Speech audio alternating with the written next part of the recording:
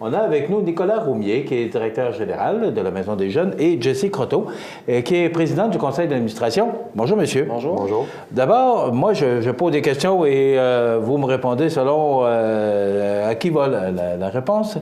C'est quoi la Maison des Jeunes?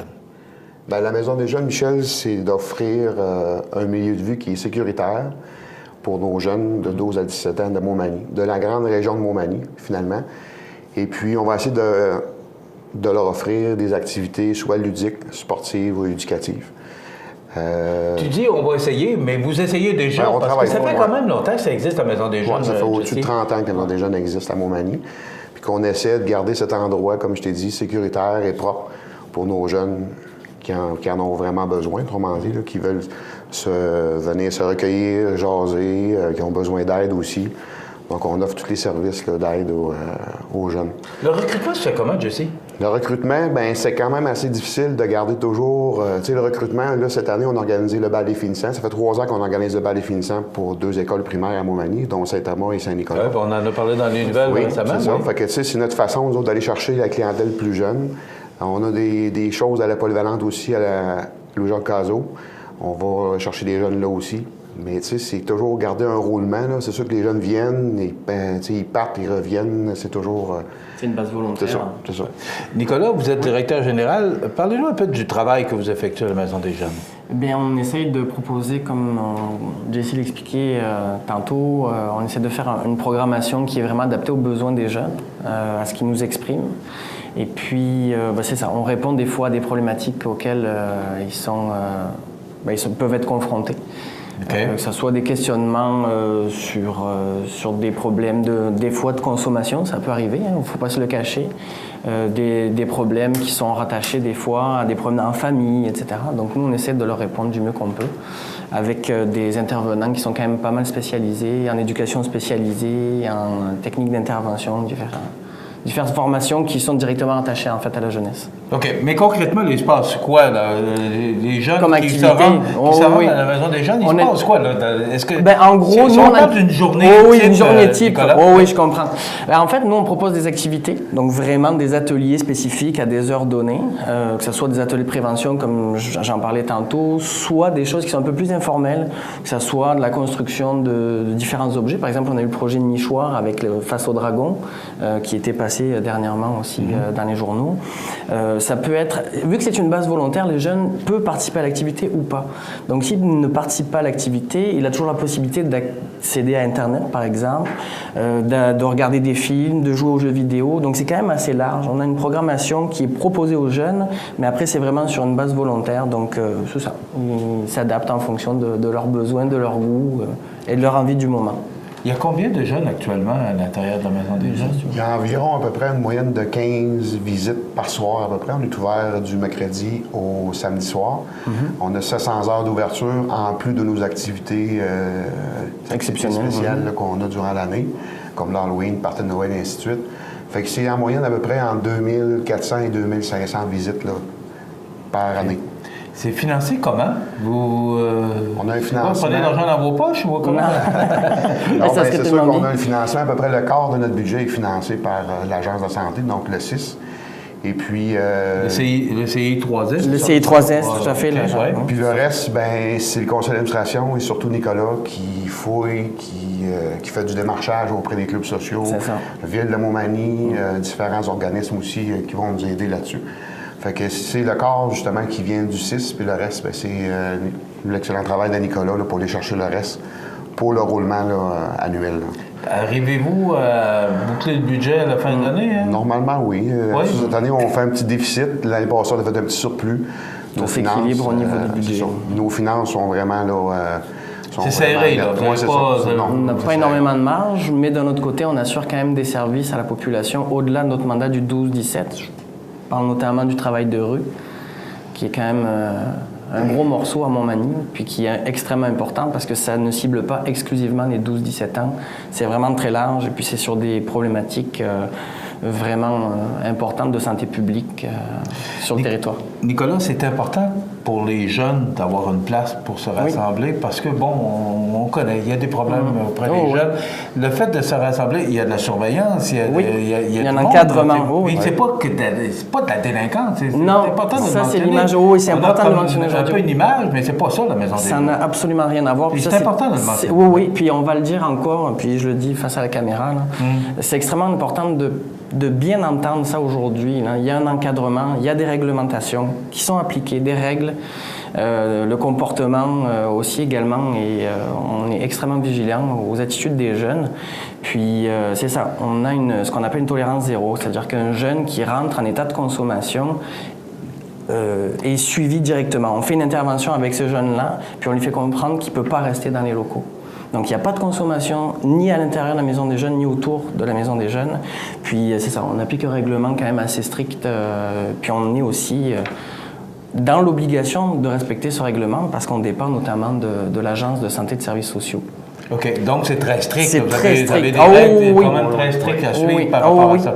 Mais ça se peut qu'il y ait des gens qui aient déjà consommé, qui vont aller là pour se ressourcer. Tout à fait. Puis c'est l'objectif aussi. Ou qui ont besoin d'aide aussi. Ça peut être une porte d'entrée pour un jeune qui a besoin d'aide, pour un problème familial, problème de drogue, et ainsi de suite. Donc ça donne, oui, une porte d'entrée, mais c'est parce qu'il n'y a pas juste les jeunes qui ont besoin d'aide qui viennent dans des jeunes. C'est des jeunes aussi qui veulent participer, qui veulent jaser avec d'autres jeunes, qui veulent organiser des choses en même temps aussi. Puis on invite la population à venir nous voir aussi. Quand on fait nos balles définissants pour les jeunes, là, les parents sont accompagnés. Les jeunes sont accompagnés par les parents, puis les parents n'en reviennent pas comment on a une belle place à Montmagny, un beau local à Montmagny qui est propre, puis les couleurs, puis ainsi de suite, puis le nombre d'activités qu'il y a. Donc, on invite la population à venir nous voir, le local, puis venez constater de vous-même qu'est-ce qui se passe à la Maison des Jeunes, puis vous allez voir que c'est démystifier le mythe de la Maison des Jeunes qui traîne depuis plusieurs années, que la Maison des Jeunes, que c'est un endroit pour les délinquants ou ainsi de suite, mais c'est complètement le contraire. C'est malheureusement un peu l'image que vous voulez, justement, qu'on veut changer. Qu'on veut changer, c'est ça. Jesse Croteau, pourquoi on s'implique dans un conseil d'administration comme la Maison des Jeunes? Moi, ça fait plusieurs années, ça fait au-dessus de 20 ans que je suis avec l'organisme. J'ai commencé comme trésorier et ainsi de suite. Puis c'est le fait de travailler avec des gens du conseil d'administration qui, depuis 10 ans, c'est des gens qui sont stables, c'est des gens qui sont dynamiques, qui nous aident aussi à faire avancer des choses. Moi, j'aime l'organisme, je suis là pour les jeunes. Les jeunes ont besoin, puis surtout, depuis quelques années, on travaille on chapeaute le travailleur de rue à Montmagny, qui, moi, c'est un projet qui me tient à cœur, puis tant ou son temps que je vais être à la Maison des Jeunes, on va porter ce projet-là. Puis c'est le travailleur de rue là, qui m'a donné un second souffle pour continuer là, à offrir aux jeunes un service qu'ils ont besoin, autrement dit. Vous parlez beaucoup du travail de rue. C'est quoi exactement le travail de rue, là? Expliquez. Pour faire ça de façon assez basique, là, pour que tout le monde comprenne, c'est un peu comme un médecin généraliste, mais dans le travail social. C'est-à-dire qu'il va essayer d'aider les gens qui vont en avoir besoin, que ça soit pour du dépannage alimentaire, parce qu'une personne est en itinérance, parce qu'une personne a des problèmes de consommation. Et le travailleur de rue va l'aider. Donc c'est toujours pareil, un peu comme la Maison des Jeunes, c'est sur une base volontaire, donc il va essayer d'aider la personne à s'en sortir ou à retourner dans le système de santé, etc. etc. Donc c'est ça, il fait le lien en fait entre des personnes qui potentiellement ont quitté le réseau de la santé traditionnel et le réseau de la santé. C'est un lien entre les deux. Puis c'est ça. Touche. Mais déjà d'être supporté par le réseau de la santé, c'est déjà quand même, parce que ça fait combien d'années que vous êtes supporté par le réseau de la santé? Ça n'a pas toujours été, là? C'est ça, depuis l'ouverture, la subvention est toujours récurrente à chaque année. Mais le travailleur de rue, il est subventionné par le ministère de la Sécurité publique depuis 2 ans. Puis avec la Ville de Montmagny et le Club Rotary, on a réussi à ficeler un petit peu le budget de travailleurs de rue. OK, mais ça, j'apprends ça aujourd'hui, que vous êtes supporté par le réseau de la santé, je ne le savais pas. Donc, ça image bien ce qu'on veut faire avec la Maison des Jeunes. Tout à fait. Le fait d'être supporté par le réseau de la santé. Les membres du conseil d'administration, Jesse, est-ce qu'on peut les nommer? Parce que il y a Steve Guimond qui travaille qui travaille au CLSC, qui est le vice-président. Il y a Andréane Lavoie, la photographe là, Beaulieu-Lavoie, Beaulieu-Lavoie. Il y a moi, il y a le nouvellement de l'Assemblée générale lundi, il y a Suzy Godbout du CJE. Puis on a Hélène Blais aussi qui travaille chez Appalache Lodge, qui nous aide aussi depuis plusieurs années. OK. C'était justement l'Assemblée générale il y a quelques jours, la semaine dernière, de mémoire. Il se passe quoi? On fait le bilan un peu de... Le bilan financier, le rapport du président, le rapport à Nicolas, le rapport annuel, le bilan financier qui est déposé, les élections, s'il y a des postes en jeu. Puis le projet Vancouver, on parle aussi, on répond aux questions du public aussi s'il y a des questions. Il y a des jeunes qui viennent aussi, qui nous ont posé des questions sur toutes sortes de choses. Fait que c'est public, c'est ça. Mais est-ce que, Jesse, il y a une... vous parliez tout à l'heure d'une quinzaine de jeunes là, qui vont... Est-ce que il y a des moments où il y a moins de monde? Ou c'est-tu pas mal toujours la même... Non, il y a des fluctuations dans l'année. C'est vrai qu'en période estivale, les jeunes ont tendance à quitter beaucoup le milieu de Montmagny. Ça s'est observé par le travailleur de rue, ça a été observé par l'équipe.